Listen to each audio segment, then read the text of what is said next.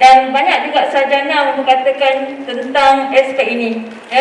Hanya kalau kita nak capai tentang pembelajaran bermakna, memang kita tak boleh dapat secara tiba-tiba.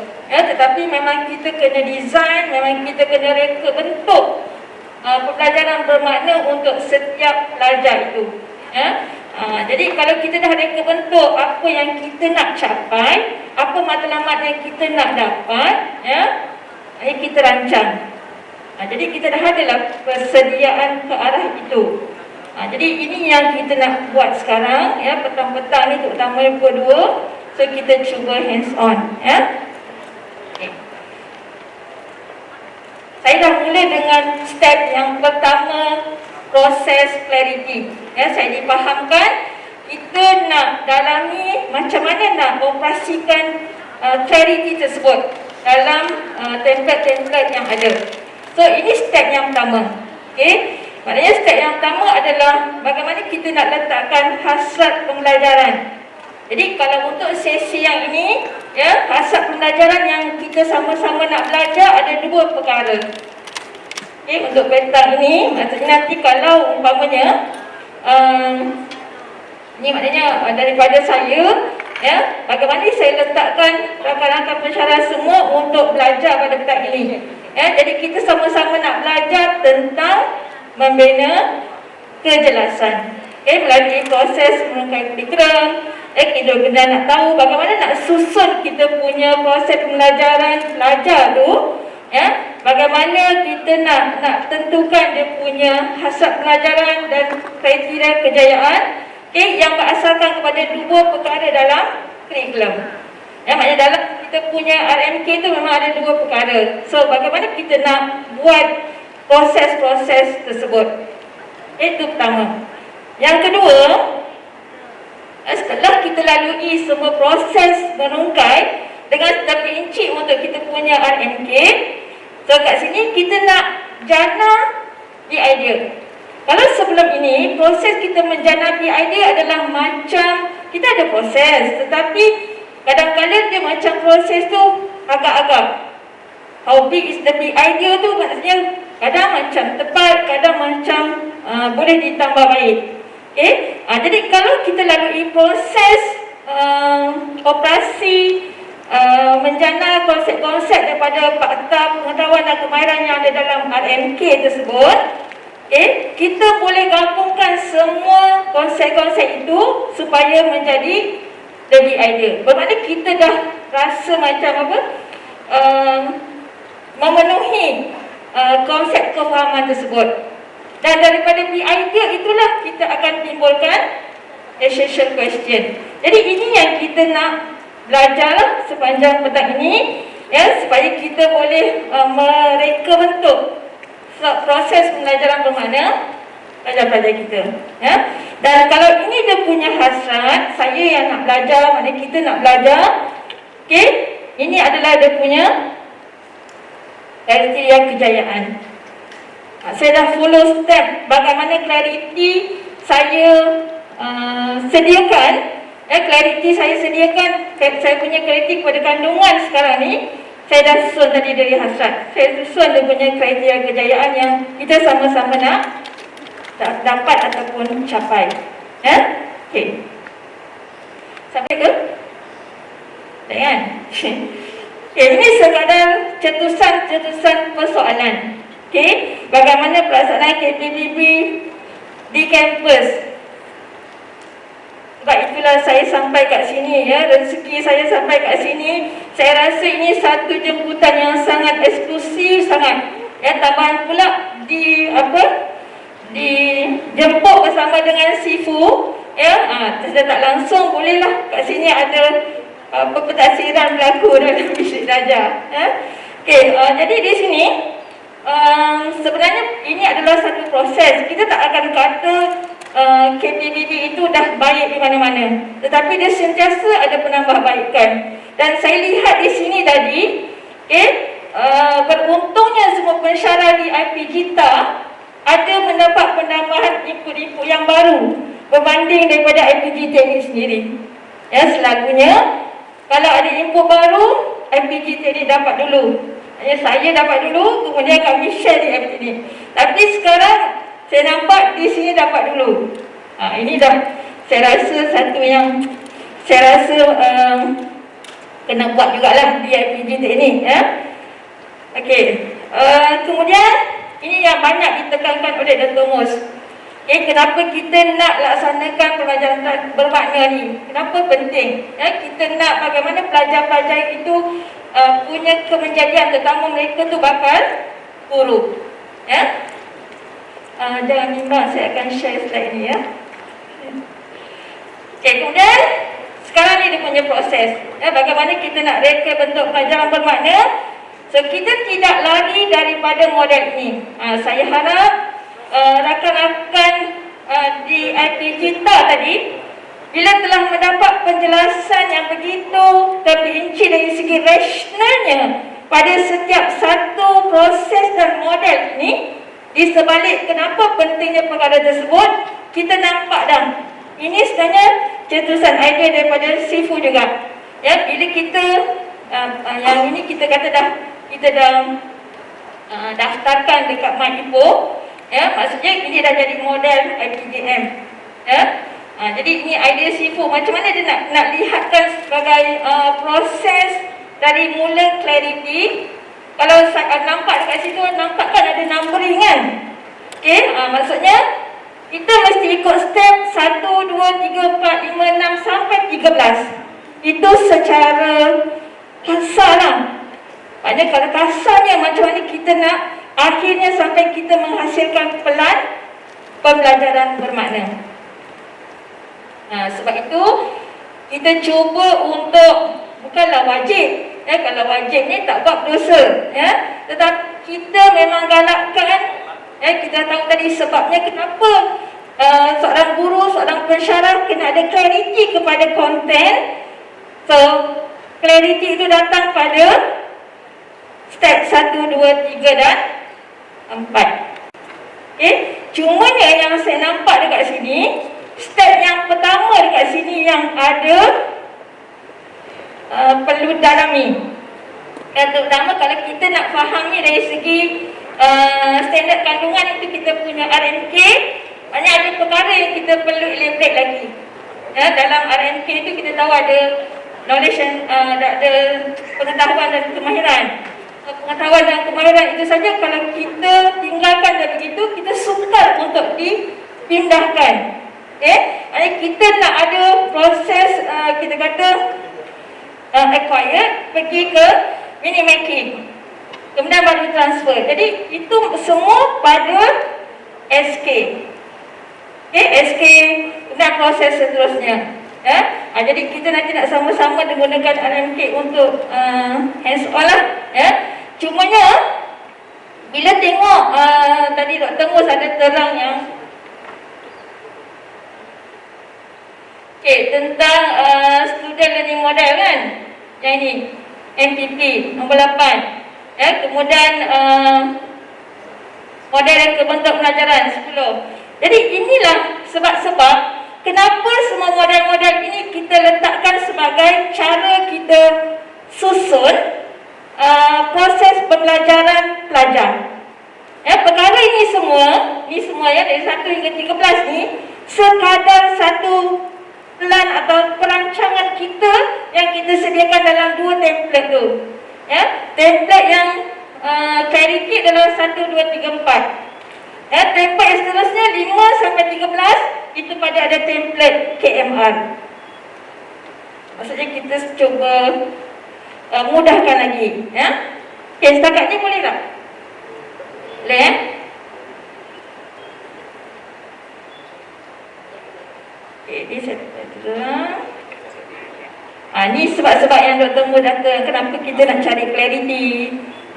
Kalau macam ini impact size 0.75 ni, maksudnya kalau kita ada clarity, kesan kepada pembelajaran pelajar ni tadi hampir-hampir 2 tahun.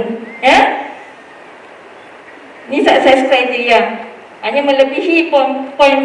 Maknanya ada kesan juga kepada pelajaran pelajar kita. Ini teacher kolektif aplikasi yang paling tinggi. Tapi tadi data yang terbaru Dr. Mus 1.34.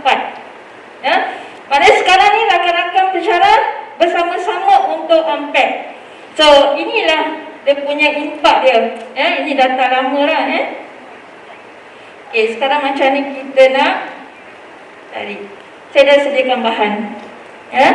Ini bahan dia yang ada. Tapi saya nak share macam mana dia punya proses tu.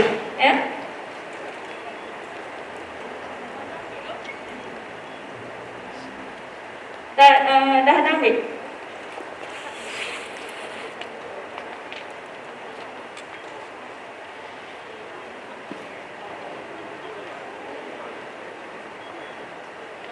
Okey, ini adalah template merungkai standard untuk clarity. Bahan atau template kosong saya ada letak dalam Google Drive tadi tu. Okey.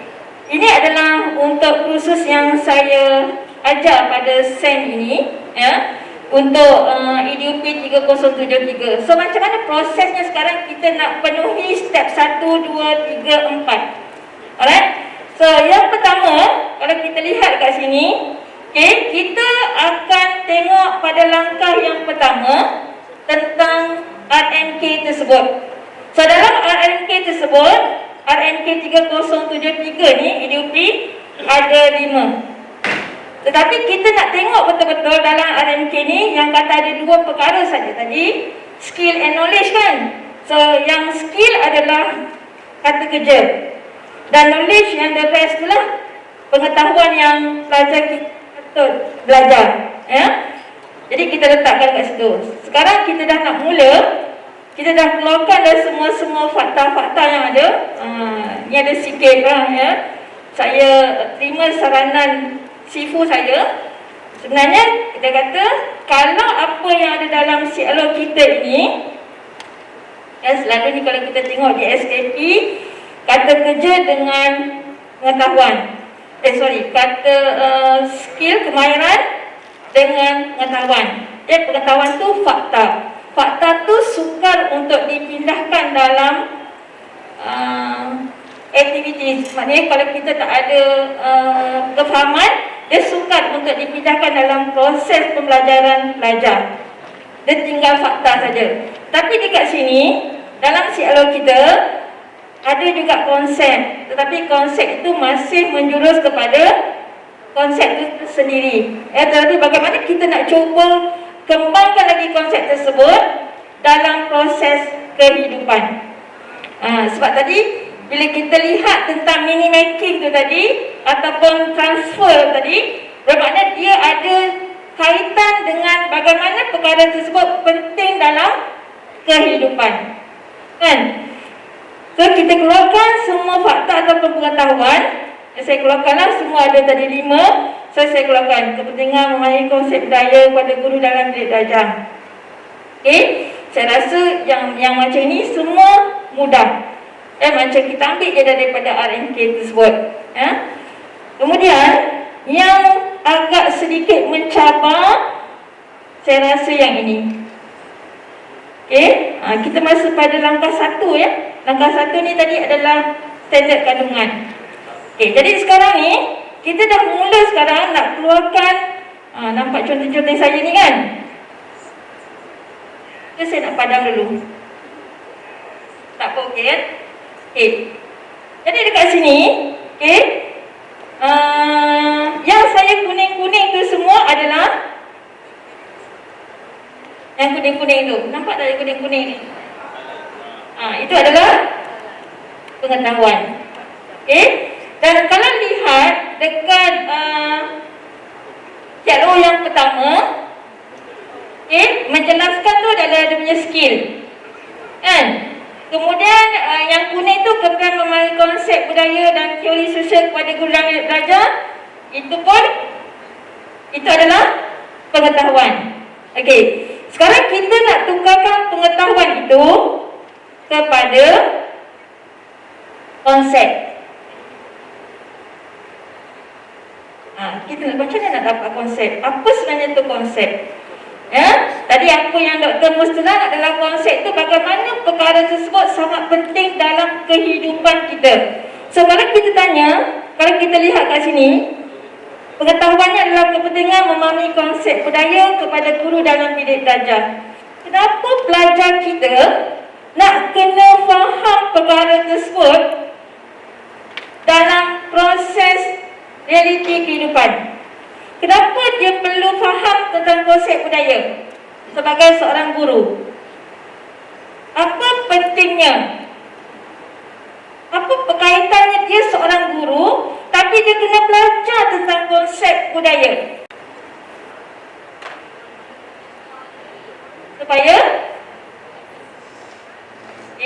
Supaya dia dapat penyesuaian diri. Maksudnya kalau kata-kata dia dah ada, supaya dia dapat menyesuaikan diri. Kat sini kita dah ada lah. Mungkin kat sini kita letak dia punya konsep tu adalah konsep-konsep yang lebih kepada konsep mikro. Penyesuaian diri. Tambahlah kat sini. Ini adalah perkara yang kita faham. Konsepnya adalah perkara yang kita punya kefahaman kita.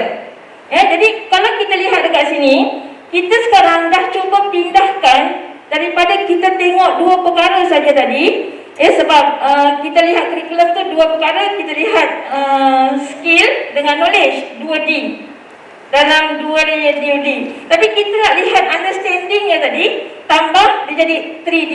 3 dimensi dah kat situ. Ada dimensi pengetahuan, ada dimensi kemahiran, ada dimensi kefahaman. Jadi dimensi kefahaman inilah dimensi yang kita kata konsep yang kita nak cari. Jadi apa yang saya dah cuba buat, kalau tadi kata dia dapat menyesuaikan diri. Jadi apa yang saya faham lah, ni saya bincang dengan rakan yang sama mengajar. Jadi kalau kita faham ataupun pelajar kita nak kenapa dia kena faham semua ni, kerana dia rasa dengan melalui budaya ni dia akan faham bahawa itu menggalakkan kepada proses untuk capai perpaduan. Sebab dalam memahami konsep budaya kat situ, dia akan faham ada banyak bangsa, etnik. Jadi kat situ akan ada sikap untuk toleransi, kefahaman kita kepada toleransi. Jadi kalau konsep kefahaman kita ni pada satu ketika dululah bila si Fu Dr. Mus terang, dan dia kata konsep mikro dengan makro. Tetapi bagi saya nak mudahkan, kita ambillah apa jua yang mungkin kefahaman kita kepada konsep yang masih menjurus kepada fakta atau pengetahuan, itu masih skill yang skop yang kecil saja, konsep mikro. Tapi kalau dia dah lebih luas, tentang profesionalisme keguruan, atau dah lebih luas, kita nak ada lagi sistem hidup masyarakat atau ketamadunan kan, itu dah lebih makro, lebih besar. Jadi inilah yang tadi Smith kata, inilah benda yang kita kena fikir dan not easy. Ini yang paling proses yang paling sukar.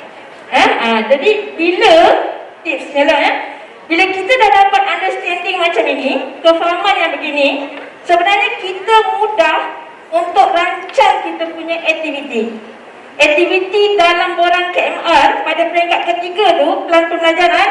Kita dah terfikir dah, kalau kita nampak kat sini guru berkualiti ataupun perpaduan, kita dah nampak dah apa aktiviti pembelajaran yang kita nak susun untuk belajar. Itu dia punya kita kata apa, kebaikannya kita buat macam ni lah, untuk kita sendiri faham. Dan kita tidak akan terikat kepada buku teks. Sebab kita tahu kat mana sebenarnya pelajar kita berada, apa mereka punya pengetahuan yang ada. Jadi kita akan mula pada entry point masing-masing. Jadi kita sediakan semua ini, semua konsep ni, maksud ini yang dikatakan structure of knowledge, kan? Jadi kalau structure of knowledge tu maknanya kita bermula dengan fakta. Peringkat bawah tu fakta. So apa yang ada dalam pengetahuan ini mungkin ada fakta. Jadi bermula pada fakta. Daripada fakta dia akan pergi kita bawa kepada konsep. gabungan konsep-konsep setelah kita rungkai setiap CLO. Saya rungkai setiap CLO ni, CLO1, CLO2, CLO3. CLO2 saya pecahkan lagi. Okey, sampailah CLO5. Nampak tak tulisan biru-biru tu? Tulisan biru-biru saya ada raikan kepagaian, murid beraspirasi. Yang sebelah kat sini saya pun ada. Sebenarnya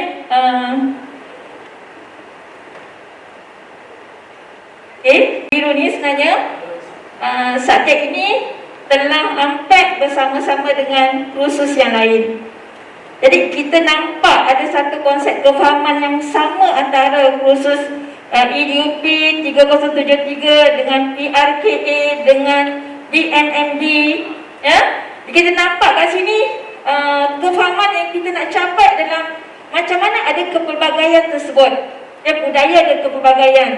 Dalam PRKA mereka dikendaki dia punya kandungan penguasaan yang mereka patut kuasai adalah mereka kena buat RPH. Jadi bila mereka nak kena merancang rancangan pembelajaran itu, mereka kena fikirkan latar belakang murid yang pelbagai. Jadi rancangan pembelajaran RPH yang dia sediakan, dia kena ambil kira aspek-aspek kepelbagaian murid-muridnya. Bahan-bahan yang digunakan atau ABM pun dia kena ambil kira latar belakang pelajarnya dari segi sosial, dari segi dia punya emosi dan sebagainya. Jadi kita nampak ada connection antara disiplin ini dengan disiplin yang lain. Itu juga dengan disiplin daripada BMMB. Ya, mereka lebih khusus nak menyediakan tentang bahan bantu tu sendiri, ataupun kalau BMMB tu dia punya PUC drama dia. Jadi itu boleh jadi aktiviti. Jadi aktiviti dalam PDP. Jadi kita nampak kat sini hubung kait antara tiga disiplin ini adalah lebih ke arah cuba untuk meraihkan kepelbagaian, ya. Boleh tak kata tu? Okey.